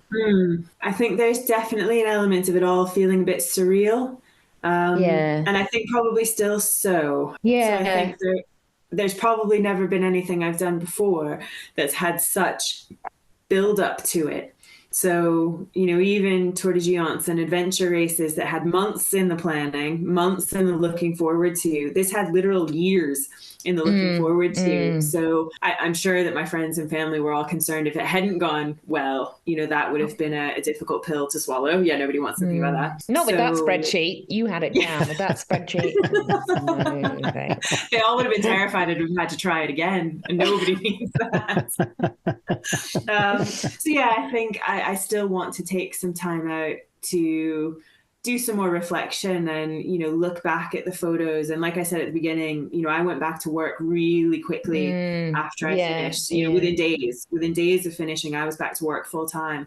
And I'm very fortunate I can work from home. So it's not like I was having to commute or go into an office, but actually even just by virtue of, you know, slotting right back into that routine and day-to-day stuff just starts again. And, you know, because you've told your body to like shut up for days, going, we're doing this, and then you've gone, no, go back to normal life now. You sleep in the night and you have to use your brain, and you're not just got to go into like, because a lot of that challenge must have been like, I just need to go brain dead, and I just need to actually not use my brain and just do this, don't shut up the thoughts, and then suddenly you open it back up again. And I wonder if you ever recover from something like that. I think you evolve. I think I'll have, you know. You're so wise, Jamie. She's so wise. This is why she does this megathon. I'd just be like, I never recover. you just grow. I think, to be honest, one of the biggest probably transitions, actually, I haven't really given this much thought, Eddie, but you've made me think, because I was so incredibly well supported during the rounds, it was rare that I was alone. And while I spent time, you know, in the company of others, being incredibly quiet, you know, we had hours and hours and hours and hours and hours being in each other's company, but not talking. And I think I needed that, and they probably did too. To then transition actually to not having this social life revolve around being out in the hills together, that was probably a bigger transition than the actual physical, you know, doing the physical side of it, to going to work. It was probably more the transition that here I had this amazing month surrounded by really cool people, and we had these shared experiences, and, you know, we saw sunrises and sunsets and double rainbows and Brock Inspector and cool animals, and you know, we experienced these crazy, wonderful things together. And then here I was sitting back at my desk alone. So I think that transition was probably more acute than the physical side. No, and I think, like I said, so I do want to take some time to, you know, do some journaling, do some writing for no one other than myself, just so that I don't look back on this in a few years' time as just this sleep-deprived blur that I can't remember. And I want to remember all of it. People have said, oh, what have you repressed? Like, I actually think it's really important to hang on to the stuff that was really hard. The worst bits, I think, is important to reflect on and remember how I got through those and how we got through them together as the highlights. So, and like I was saying earlier, you know, people are sending me their reflections and their memories, and it's so fun to hear, you know, their insights and what they found funny, and it's been a laugh. Sounds absolutely magical. Should we do the quick five? I think I've got more than quick five, actually. You have. I just I changed one of them as well. Oh, you've changed one? My goodness me. Yeah. I don't go off script, Jamie. I know. It's going to blow your mind, but we haven't asked it, and I wanted to ask it, and I thought it would be a good quick five. You could jump in. Well, the first question for me, actually, is with the Wainwrights, there is one that I think would be like, oh, really? We've got to do that one? It's a Wainwright called Binsey, which is quite an out and back, and I think really probably annoys people who are going for a record. Is there a Munro that is similar to Binsey? Oh, I'm sure that there are many of them. Of the 282 that I've got to choose from. Let me think. I'm just trying to think of what felt perhaps at the time like an annoying outlier. Yes, where am I thinking of? There were some hills in the northwest, the Monar Hills, that remain in my mind as some of the most challenging, and one in particular that I think getting to it felt a lot more like hard work than I felt it should. And that might just have been, it was toward the end of the challenge. The terrain was incredibly difficult. I'd never gone up. We kind of went up what I would call the backside of it. It was incredibly steep. And it all just felt, I think I probably had a sense of humor failure several times along the way. I'd bivvied the night before for like an hour, and the three guys, in fact, Paul Tierney as well, who I was with, they had been by my side when I slept for that hour, but they hadn't bivvied. They had just kind of hunkered down in all their warm stuff, but didn't want to carry anything extra. So they'd had quite a rough evening as well. So I think that section in particular stands out to me as feeling is this seriously necessary? But actually on paper, it's probably nothing like the Wainwright you've described. It's probably much closer than I'm remembering it being. All right, we're going to flip it. Got to climb the same Munro for 365 days. Which one would it be? So do I just get to camp at the foot of it for a year? And just I suppose it could be your favourite one. Simplify the question a bit. Let's see. So it's funny because my favourite hill isn't a favorite hill at all. I think I have favorite experiences that are very contextual of who I was with and the weather and how I was feeling and what I ate. And because of that, the hill was almost secondary in nature. But I suppose if I had to do one again and again and again, I really love scrambling. I love any that require kind of hands on rock and, doing things that feel a bit more akin to climbing. So I would probably, if I had to do a hill again and again and again, go back to the Coolin and choose something there that felt, whether it was the in-pin or some of the climbing routes on the Coolin is where I would head. That's exactly where I wouldn't head. I'd be like, I'm going to Schiehallion. Nice for you. We've got some stories about Schiehallion, Eddie. They'll put you right off. Right, we've got a heavy pivot here, actually. If you could be any character in a TV show, who would it be? Do you remember when I said I didn't need the questions in advance? That's the sort of question I need. You see, it's deep. I told you this is really deep. Who would you be, Eddie? I'm trying to think. Who would have been a TV show? Oh, I'd be like She-Woman. What about Bob's Burgers? Skirt. You'd be SpongeBob. Oh. I can see you in like a sort of, maybe it's because the lighting in the room, but I was going to say like a sort of Norwegian Danish. You'd be like the detective who at the weekend she's like an adventurer, and then there's always a murder in the village. Yeah, murder in the village, and she comes down. Yeah, that's how I Candy Noir of all the TV I watch. That's right up my street. Yeah. So long as I don't turn out to be the murderer or the murdered, I'm quite you've got too many nice suits and stuff for that. No, I like it. Okay, we'll get Netflix to sign you up for that. Yeah. Excellent. You can learn any language. You don't have to do any studying. You just wake up one day, like Neo off the Matrix. You get plugged in, you can learn a language. What would it be? Ooh, gosh. That is such a cool question. So on the one hand, I nearly said French because I think I would like to travel. I would love to do some travel across Africa and feel like French in many places would be to my benefit to be able to speak. But actually, that's up there. But I'd love to learn something that's something like Icelandic or Finnish that is some of the most difficult languages in the world if I didn't have to study. Just kind of. But it would fit in well with your TV role if you could slip into either languages. Perfect. No, I definitely want to do lots of travel, and I would love to be able to communicate and not be the person who relies on someone else to speak English. But maybe the dogs will reunite me with my knowledge of Spanish, which I did know growing up in California, but have long since forgotten.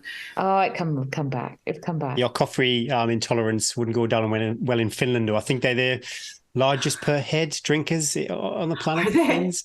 Oh, wow. Well, yeah, and they the know. French. The French wouldn't be very impressed either if you were like hot chocolate. They'd say, "How old are you?" That's what.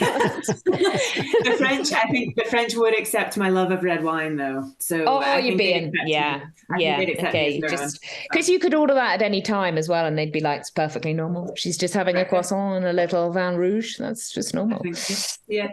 You can win a gold medal at any sport in the Olympics. You don't have to think, oh, yeah, if I trained hard, I could do that now. No, But, it's just you know, yours. It is yeah, yours it's for just the yours to taking. win. I'm going to turn the light on. Hang on. I thought she'd gone to get an Olympic medal. I was Yeah. like, oh my God, she's going to say, well, I didn't mention it, but my swimming was really very good. It was not. I think, I'm trying to think for, I think heptathletes are amazing. Yeah. That's such a good answer. And also they're well hot. Their bodies are incredible because they're so strong. Yeah. They're so strong. Yeah.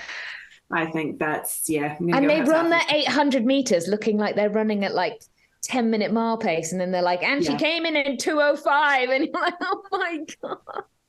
Yes, but then also can throw a javeline and run hurdles. Yes, yeah, they're just incredible. Yes, they're badass. I think they have every skill set that I lack. No. Yeah, Controversial last time we asked this question. Are your dogs allowed on the sofa or bed? Not controversial at all. No. That said, I'll see if I can send one of the pictures. So when we adopted the dogs, we were very clear: no dogs on furniture. We want to be able to take them to hotels and guest houses and not worry about, getting fur on. And our dogs shed a lot, which is an added caveat to them. That said, we've got a chair in our living room, kind of like a big comfy kind of recliner-y sort of chair that very early on Hope adopted as hers. And I think so our windows in our living room are quite high. And so I always gave her the benefit of the doubt that the only way she could see out was actually being in this chair. And we were like, no animals on a chair. We got a trainer in. At some point, we were building these like obstacle courses to, it was like TV trays and chairs and all this stuff on top of this recliner. It was the only piece of furniture she had. There's actually two of the exact same chair in the same room. And it was just this one by the window that she would go to. And we wouldn't let her go on it. We, like I said, we built this like ridiculous sculpture of chairs and TV trays and stuff to keep her away. And after a couple of weeks, I, folded and I was like, this is ridiculous. This poor dog has been in a shelter for 5 years. There's one chair in the whole wide world she wants to sit on so that she can see out.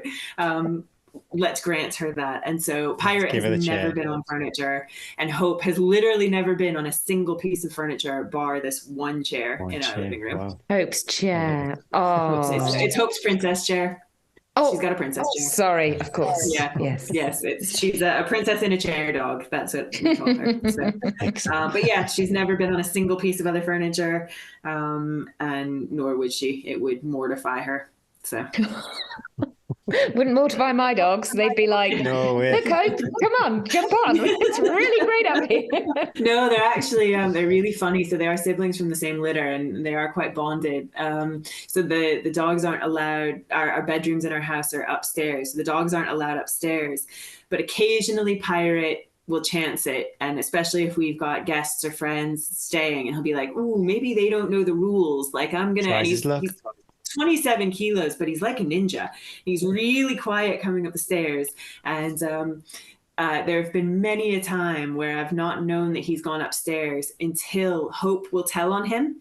So she'll be downstairs and she'll start to pace and she'll start to cry. And it's basically like, Mom, I think you'll find. I love it. I love it. Snitches get stitches.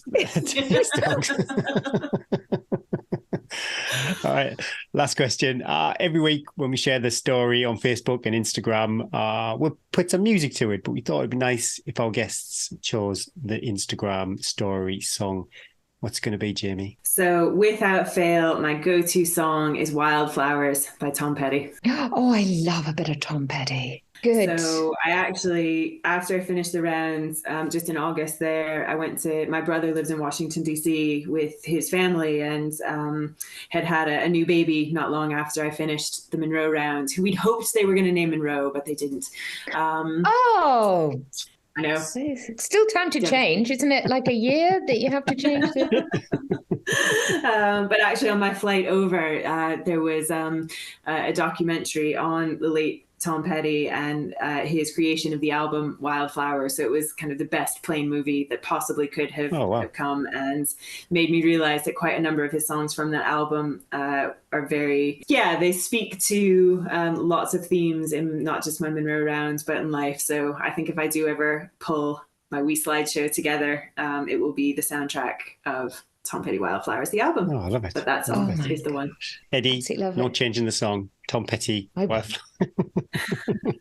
He waved his pencil at me. Sorry, I've got previous form with not being able to remember the song, so just going with what I think the guests would like. But definitely went with you. I wouldn't dare to, Jamie. Gosh, thank you. We hardly talked, like, so many questions I had to ask you, so many things. But as you mentioned, like maybe a slideshow, and I know that you are speaking at the Keswick Mountain Festival, so people want to go and hear more of the story, and I'm sure as you sort of have time to think about it and reflect on it, more of the story will come out. But thank you for sharing a little snippet of, the epic planning, and I think it's lovely to hear. Like, I love, like, Kim Cavill ran the UTMB, and she said it took her, it was 10 years of training, 10 years of her life of becoming a trail runner, and then thinking she could do that. And I think I love the whole, it's really your whole life has led you to do something amazing, and that's so inspirational. So thank you for just sharing that little vignette of, what it takes to do something like that. Huge congratulations. Soak it all in. Keep thinking and reflecting. And well, we haven't asked you if you've got another big challenge lined up, but I don't think we will, because I think we can still let's leave it like that. But yes, thank you so much for sharing your story on the podcast. Yeah, thanks, Jamie. Thank you very much. It's been a pleasure.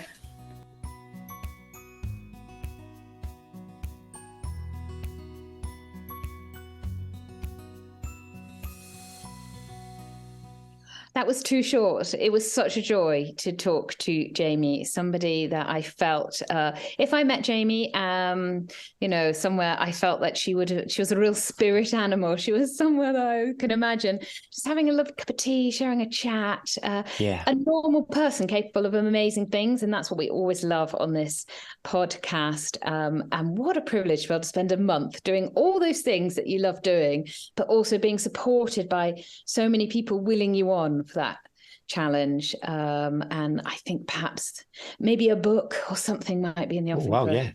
Sharing that adventure, and no doubt it will live with her for forever.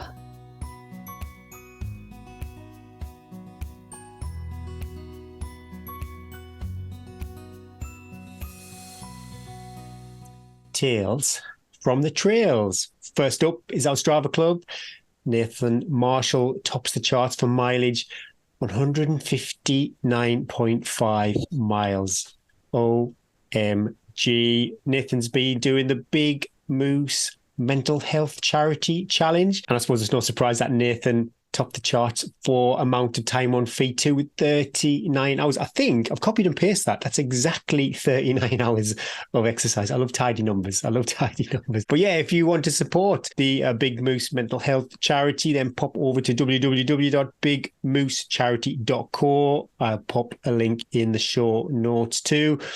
Christopher says, it's a friend of mine, Chris, so I'm super pleased to see Chris at the top of the charts. He topped the charts for the elevation at 27,173 feet. Yeah, he did the lakes in the day, loads of friends and previous guests. He must have done more than lakes in a day to have 27,000 feet in a week. Let me just double check Strava. Bear with me. Sorry to pull you up on that, but I think somebody else would. Yeah, well, he's top of the charts, 27,173 feet. So obviously, yes, he has run over 10,000 feet that week before he's smashed that race too. So awesome stuff. Well done, Chris. Dear Eddie and Gary, I completed my first ultra marathon and possibly my last. Let's not start with this weekend, the Lakes in a Day race.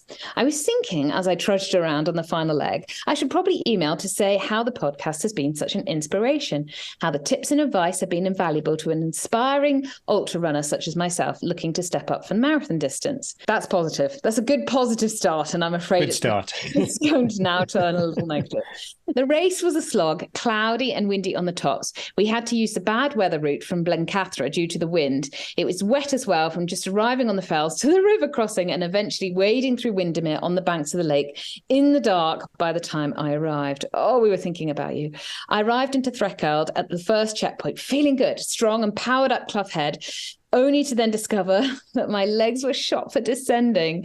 Any sustained or steep descent was a real struggle, not ideal on this race. The climbs continued to be no problem, but I'd lose so much time on the descents. I became the very embodiment of the ultra shuffle, breaking it in every time with Eddie's voice ringing through my head saying, "Get your shuffle on." Very good. Love it. My optimistic hope for finish at 10 p.m. was shifted to midnight, and eventually, after dragging myself off a seat at the last stop at Finswaite, I finished just before 2:30 a.m. My expectations of what I could manage shot, but I did finish.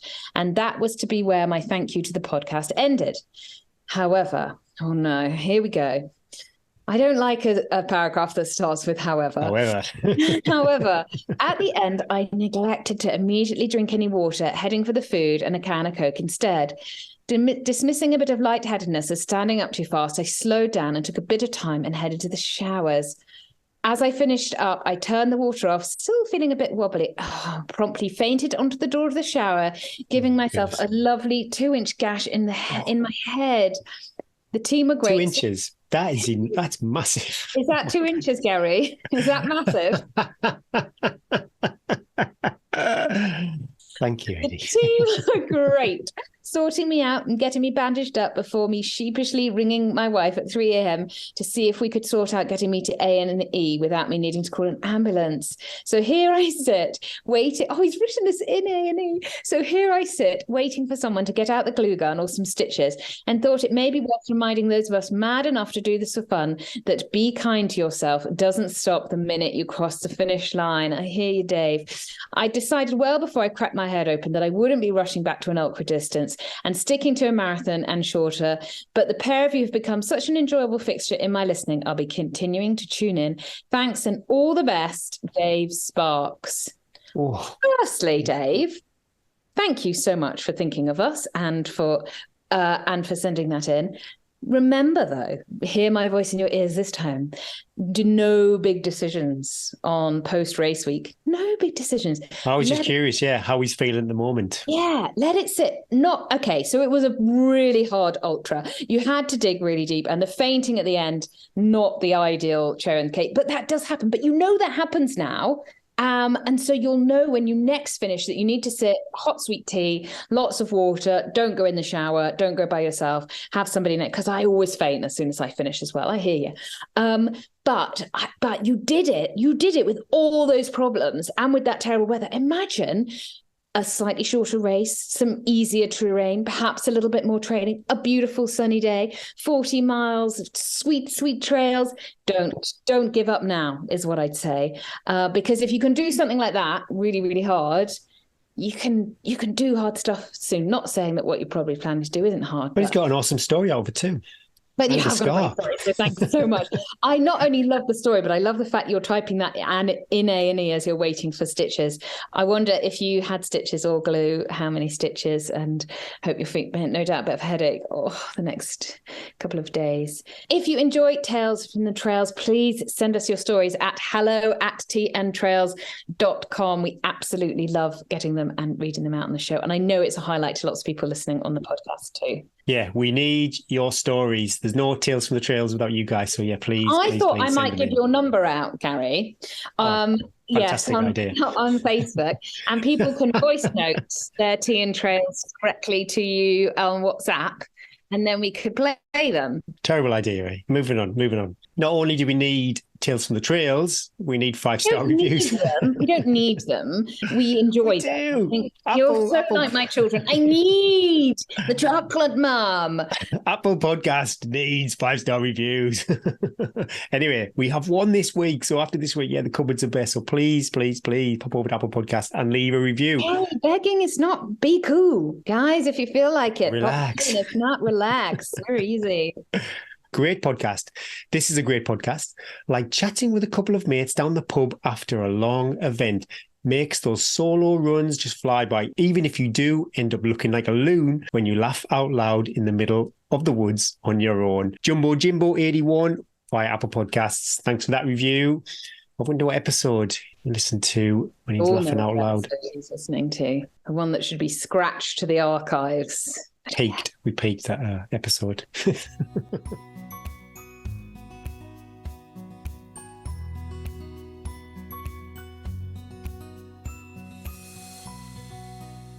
Houses. We've done all the housekeeping. We've done the Tales from the Trails. We've done the 5-star reviews. Now it's over to what we've got coming up. Not so exciting for me. So we'll go you first. I mean, this isn't exciting. I'm really sorry, guys. This is not exciting training. This is basically running miles and miles and miles. How can I make it sound exciting? I can't really, but then that's the truth of running, isn't it? That a lot of it is just every single day, turning up another hour, another 45 minutes, another hour, another 45 minutes, a bit of stretching. So yes, I am planning.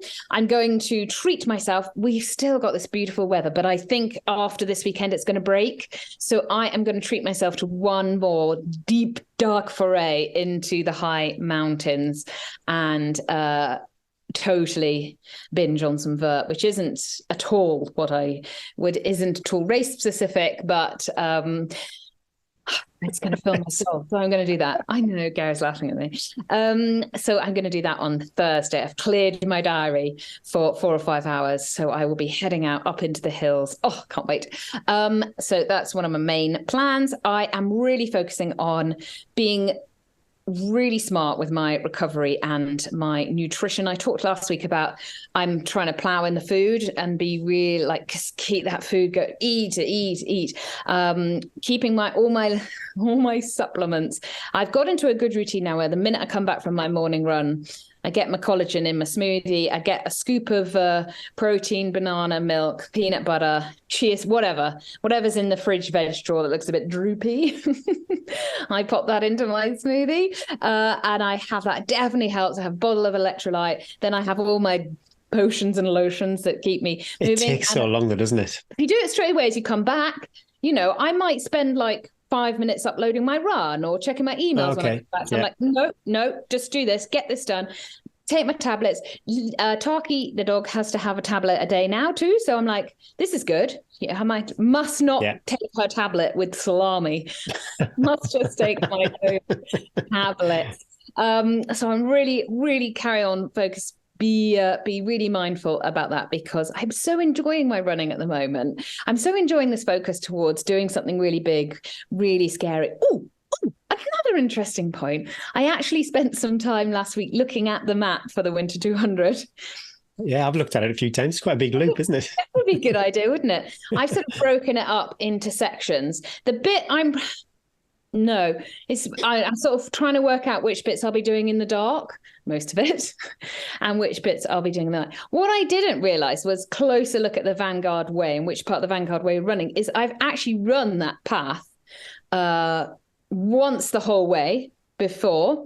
One of my favourite runs I ever did. Shout out to Brandon. I wonder if he listens to the podcast. I bet he does. We did a run called the Fish and Chips Run, where we ran from where I used to live, which was in Lingfield, all the way down to the sea. We called it Fish and Chips Run because we had fish and chips at the end. It was pretty much bang on 50 miles. It's very... Do we have time? Should I tell you this story? We moved to Lingfield, which is just... You never gave me a chance to answer. No, because you say no. We moved to Lingfield out of London, which is sort of halfway between London and Brighton, to this lovely little house right by a race course. And very randomly, it happened to have the most thriving running club. that ran out of the village hall. It had little local races. Everybody in the village ran. I instantly had like this network of all these friends. Like everybody went to running club. Everybody knew everyone that went to running club. All these different routes. Everyone did all the it was such a lovely place to live. Was it like a community club or was it an athletics club? I think, because they did cross country, which I had really small children then, so I never did that. But they did, it was an athletics club as well. And I did some coaching for them. I still got heaps of friends that live there. Anyway, we ended up, I, of course, got everyone into, some of them have gone on to do great things, ultra running. And we decided to do this run. We wanted to run to the sea from Lingfield. So we did that. And then when I looked at the map last week, I was like, I've already run this path. And it goes pretty much, it doesn't quite go to Lingfield, but it goes on a lot of the path that I used to run daily back in the day. So that will be lovely. It'll be so lovely. But I remember the Vanguard Way as well as being an absolute little beep. It is really tricky navigation. It like goes across a field, over a stile, over a road, take a right, cross a train platform, down. It's really tricky. So there's 18 miles along the North Downs Way, and then you drop down onto the Vanguard Way. So hopefully most of the Vanguard Way I'm going to do in the daylight, because I reckon that's probably some of the most trickiest. Just being able to see where the stile is across the field is sometimes tricky. But I will know a lot of it as well, or remember it as I'm running, going, oh yeah, I remember all that. So I was like, oh, that feels right. That feels good. So I spent a little bit. And then I guess the South Downs Way will be pretty much all in the dark or the sunrise of the next morning. But again, that kind of feels right as well. It's easy nav. It's easy path. You put your head down, put some podcasts on and kind of just truck along there as well. So I've just started getting my head in the game of like visualizing each little bit. And what I did really successfully in the spine was I literally broke down the race into like 5 to 10 mile chunks, and I'm going to do the same and just work through each of that chunks. And that's why I remember people were like, how could you talk about it in the podcast for 3 hours? Well, it's not a problem for Eddie, but it was because as well I'd memorized the route so well, so I'm going to do the same for the Winter Challenge, but that takes time and having the headspace to do it. So, but I've started that, so I'm enjoying doing that. I like that. I think I would really look forward to running somewhere I lived previously. If I jump into the race like that, I think I'd love that. Reliving, and it was when we had Evie, so we had our third baby, and I was training to run for England in the 100k. Why, dear Lord, I hear you say. So I did tons of like flat mark, like worked so hard to come back from a third baby 10 months later to do that, and so I ran so many miles. Like the piece of road we're going to run down, I actually did my England trial on that piece of road because I couldn't go to, you have to choose, prove your fitness. And I couldn't go to the race because I had this small baby. And so the guy came very kindly and he stood, and I ran out and back along this road for 50k to prove my fitness to him. Goodness me. We're going to go on this little road. Oh, so many memories. So I'll try not to go, Gary, this is the bit where I did this bit. And you'll be like, Eddie, I'm driving off now. I'm going to McDonald's. Yeah. Yes, so I started the week well. I've done lots of easy miles. I've done one set of core work. I've just done my heavy lifting. Oof, never gets any easier, does it? I'm like, when do I put this squat rack and go, God, this is easy. I have to focus. People will know this. If you want to squat heavy, like I can't do, I like stare. I have to stare at my like form to be like, don't let the knee come in, don't let the foot come in. It's so hard. And then you just feel so tired afterwards. And then when it does get a little bit easier, you put more weight on and it just starts again. Oh, I'm not sure I need to do any more weight. I don't think I will add any more weight because I think it's just about right that I can do, my sets and my reps and then not be ruined later, because we always have to look into how much you can recover as well. So I'm really happy with my progress. I wouldn't say that I'm breaking any records, but I think that's exactly where I want to be right now. And hopefully this time next week I'll have done back on the hill reps, back on a little bit of faster running as well. Will we see any hill reps or faster running from you? I'm going to say no. If you're still not doing anything next week, I probably will just shout up Trish or Russell or Rebecca to come on and co-host with me. Well, Trish might not be up to much too, but yeah, the other two. Cross country last weekend. Oh, She she started did, up yeah. there. In fact, she will have stories. to Oh my tell. goodness. And I'm going to miss cross country. I just still not physically and mentally. I just don't think I'm ready. Probably more physically, to be honest. That I'm Gary, ready. I'm giving you a hard time, but I'm so proud of you for listening to your body and not. There's absolutely, you're totally right. There is no need. Don't feel pressured by the podcast or by me to do anything. I feel a bit, not that anybody from Sedgefield Harriers has given me pressure, but I am mindful, especially this weekend, because there's a few people who would normally run towing the line at York Marathon. So the team, we might struggle to get a team out, but I'm just not ready to run. Not fast for roughly 6 miles. So I'm going to give that a swerve. And also, I've really struggled to get there too with my wife working on Saturday. So it's probably, there's a few factors going against me. But I am going to go to York. Pretty sure that's going to happen because I've got a lift down there, but only spectating. I've made that decision. I think we've all made that decision, hadn't we, by the time? Well, we'll see on Strava on Sunday. Goodness me, what if I just like totally... Have you got a bib still? Can you get a number? Got the number. I've got the number, yeah. Please do it. Imagine your tales from the trails. Gary's leg fell off at 11 miles. York A&E. I think I'll get round. Just, it wouldn't serve me well. It would not. Oh. Well, honestly, until Sunday morning, there still is a chance that I'll do it. So, but I don't think, I'm really sure I shouldn't do. But hopefully, with seeing everybody at York and Chester and Kielder and Lakes in the Day, I'm trying to draw on a bit of that inspiration and get down the gym. I keep saying I'm going to do it and I haven't done it. Get down the gym, start doing my mobility at home, do these strides. Definitely no structure in any of the run. I'm not interested in a session at all, but maybe just finish 2 or 3 runs of the week with half a dozen strides. If I can do that, then I'll feel like I really am mentally turning a corner, because although physically I'm not feeling great, I'm pretty sure I can manage a few strides at the end of 3 or 4 miles with Rex and half a dozen strides. That is not going to kill me. We hopefully are going to take delivery of some trainers. I'm not going to tell you what brand they are, but we're going to put some trainers through their paces and we'll share our thoughts on the podcast and maybe even another YouTube review. God, so sorry. You don't have to watch. You don't have to. You do, please. But that, unfortunately, nothing exciting. That is it for me. But I do think it's important I share this. Yeah, I'm doing no rush. for you, Gary. Thank God I'm doing a race. There's no rush. You do a mega race. But to be fair, really after the Lakeland 100, wouldn't really be training yet. So with the spine laid on, not the spine, sorry, with Dragon's Back laid on top of that. You wish. Imagine that, spine, Lakeland 100 and Dragon's Back race all in 1 year. But 100% no rush. And I'm just flying the flag, trying to be kind to my future self and showing that you don't have to enter and do stuff. There's loads of time. I think even on my training plan, I've looked for Manchester. I think it's like December. Really, I should be maybe putting some structure into my sessions. So, because I'm not coming from a zero base, I am pretty fit, I suppose. It just naturally hench. Always hench. Yeah. So, yeah, not doing much, but not worried about it. We are done for another week. Hopefully you enjoyed the show. If you did, please take a look at Patreon. It honestly blows our minds that people would want to invest in us.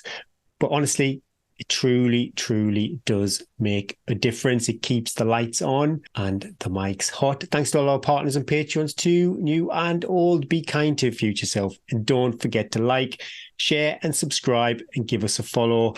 Tell your mates, tell your running buddies. In fact, tell everybody. If you're at a race this weekend, you share a few miles with somebody, just tell them. Have you heard the Tea and Trails podcast?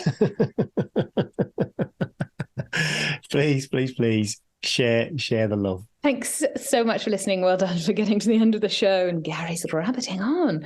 If you're feeling a little bit unmotivated, perhaps we've inspired you to roll out that yoga mat or go for an easy run.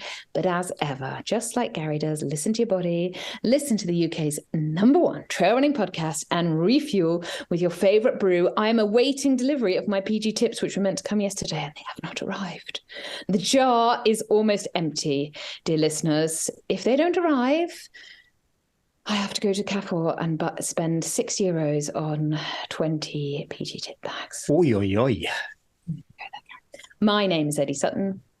And I'm Gary Thwaites. And that was episode 42 of the Tea and Trails podcast.